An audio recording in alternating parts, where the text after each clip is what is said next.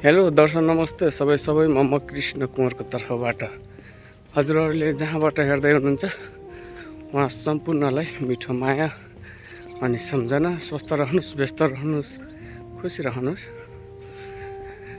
यति बेला म ड्युटी जाँदैछु, बिहानको 9 बजेको ड्युटी।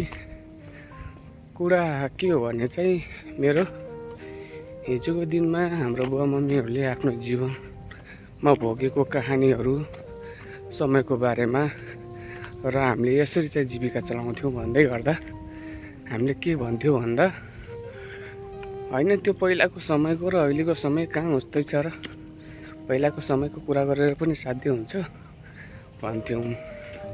आज ठिक हामी बुवा मम्मी भइसकेपछि आज मलाई महसुस हुँदैछ कि मैले जीवनमा भोगेको कुराहरू भन्दै गर्दा हाम्रा छोराछोरीहरूले अब हजुरको समय र हाम्रो समय एउटै होइन, फरक छ भन्छन्।